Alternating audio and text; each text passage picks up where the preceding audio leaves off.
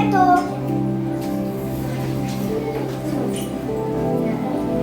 1 ते 100 मध्ये 4 हा अंक 20 वेळा येतो. 1 ते 100 मध्ये 5 हा अंक 20 वेळा येतो.